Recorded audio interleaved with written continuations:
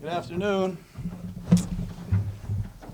Good to see everybody. I'll be happy to answer any questions I can. It's nice to have some sunshine here in Alameda.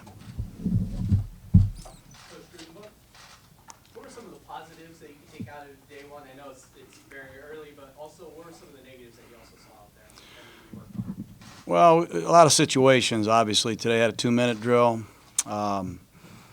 The quarterback, Carr, is very impressive today again. He's showing very good command of the offense. I think the first team offense is doing some very good things, running and passing. I like where our defense is going. I was pleased, really, with the guys at the top of the depth chart. I thought Pinero kicked the ball very well. Both our rookie specialists punted the ball extremely well. Some of our backup players got to pick it up. And I think that's probably a standard line around the league this time of year. Gary, I was just talking about how it took a little bit of time for him to get mentally back after missing all the time last year. How have you seen his confidence grow during this offseason? Oh, it's grown tremendously. I give our secondary coach, Coach Ansley, a lot of credit. He spent a lot of time behind the scenes with Conley. It's been a dark world that he's been in, this young man. He's had a terrible injury he had to rehab from. He's had to change coaches, learn a new system. And it's been a slow, steady process, but man, is he a good player. And when he's feeling good, you can see why we picked him number 1 overall. You guys expect Khalil to show up this week, and any concern that their workouts are mandatory now that he's missing? I don't know. I just hope so.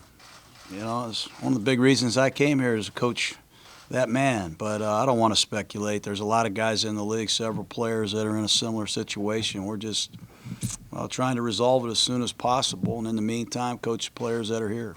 You guys have been very diplomatic in terms of handling Khalil's situation. I don't really want to talk about the players who aren't here.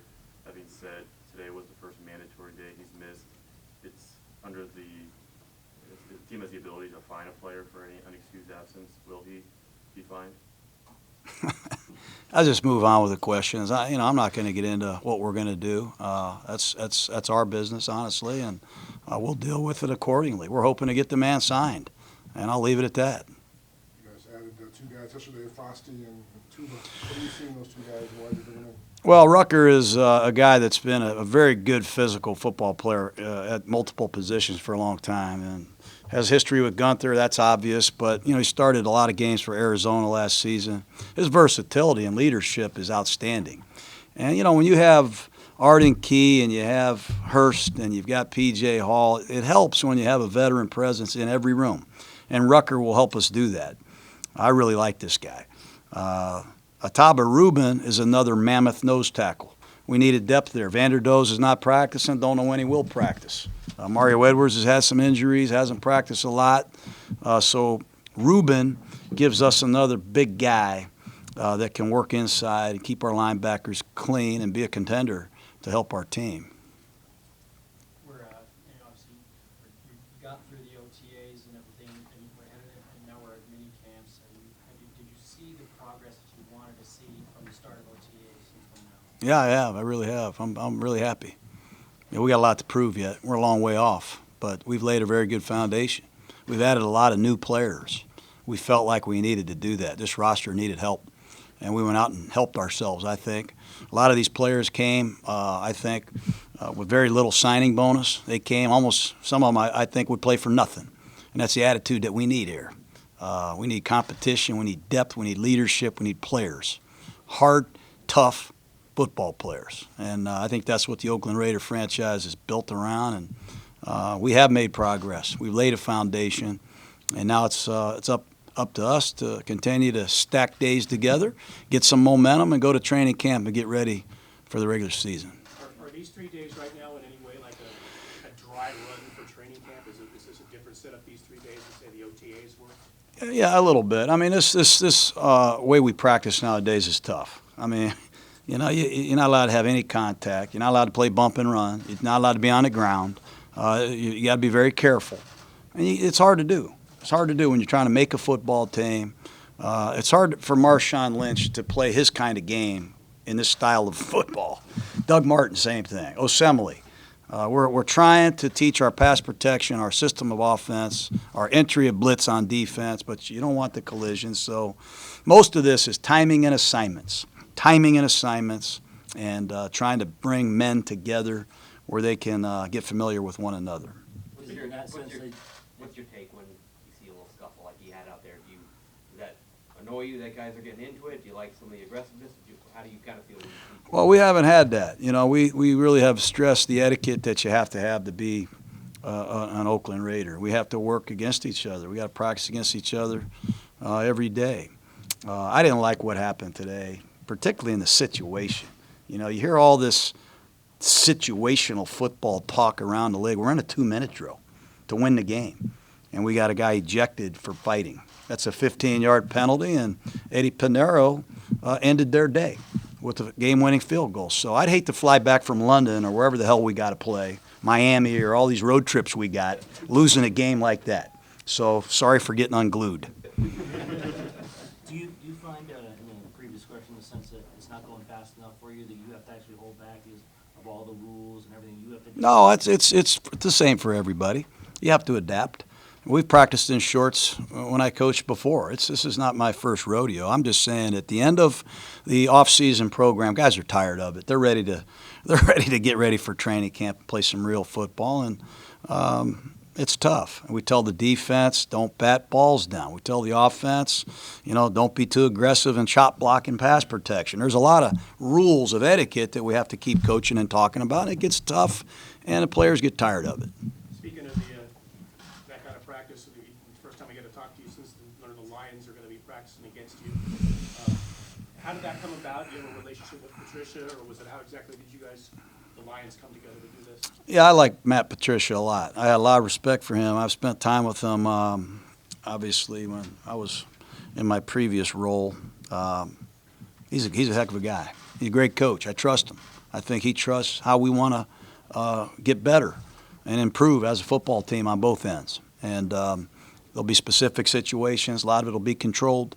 But they'll give us an opportunity to see a different opponent, give us an opportunity to see a different style of offense and defense, and our young players will get a chance to hopefully gain some confidence by playing against somebody else before they really have to under the lights. In the position battle between Pinheiro and Tavecchio, how much can be determined here in practice, and how much of it will have to wait until actual game-like atmospheres in the preseason? Yeah, it'll be a battle into camp. Tavecchio's had a heck of a camp. It just so happens that it was Eddie's turn to kick today. So we're not going one kick here, one kick there, taking turns and rotating. It's Tavecchio's day. It's Pinheiro's day. It allows these guys to mentally go out there and be better instead of rotating. But it's going to be a battle. The young kid can kick the ball, and Tavecchio's proven he's an NFL kicker. You mentioned assembly a couple of minutes ago. He came here 2 years ago and pretty much changed the entire aggressiveness of the offensive line, just his presence, it seemed like. What's been your observation of him, coaching him now? Yeah, I like him a lot, obviously. Those three guys inside are a pleasure to be around. Can't say enough about the physicality of Assembly. He's rare that way. The guy in the pivot is a sensational player now. Rodney Hudson makes us go. He's the straw that stirs the drink. This guy's a great athlete, smart, doesn't miss a snap, doesn't miss a call. And Gabe Jackson's the most underrated guard. For him not to be in the Pro Bowl, there really should be an investigation, honestly. We got three really good players in there.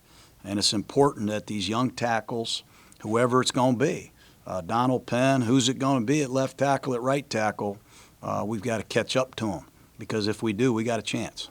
Colton Miller and Arden Key seem to be swapping some pretty good reps against each other, each of them having their own victories along the way. What have you seen from that matchup of two young players getting to the mix? Yeah, we like them both. We like Colton Miller a lot. What we're doing with him right now, with all the audibles, all the check with me's, all the different speeds that we're playing with, it's taxing on a young guy. He's an underclassman out of UCLA, hasn't really been in a huddle very often. But he is a great athlete. He's done a hell of a job for us. And Arden Key is got some special pass rush ability. And we expect those two guys to make each other better as we move forward. We like both those players. Looked like Marcus Gilchrist and a couple other guys weren't out there. Any absences? Yeah, they were out there today. Gilchrist had a slight calf strain, so we held him out. He's been arguably our best safety all camp. He's extremely versatile. Can play nickel, can play free, can play strong. He's a Bisacci guy on special teams, and that was more of a precautionary matter. I think Garyon is okay. We don't really have any injuries of significance to really report to you today. Obi's doing more since the last time we talked. Obi's doing more. Is he? I mean, it seems like Yeah, he is. He's out there more. He's out there more. Okay. He's getting close to being all the way back.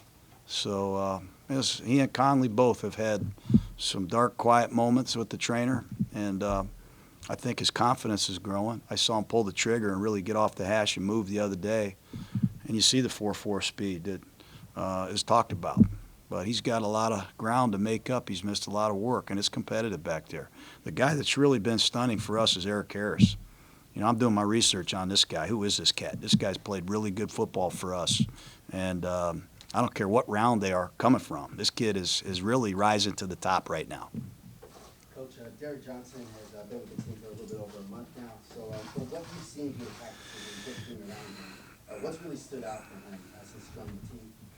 Well, his presence stands out. It has a feel to the defense. You know, in the walkthroughs, during stretch, the confidence.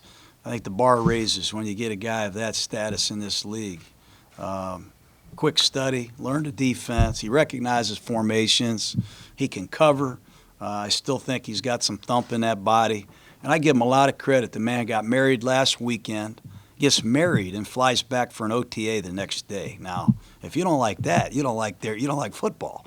So his dedication to the game is spectacular. And he's what we need. He's what we need. We need a presence in the middle of our defense. It's been a turnstile, the linebacker position here, for a long time. And hopefully he can help develop Morrow, Markel Lee, two young guys that I think could benefit from watching them.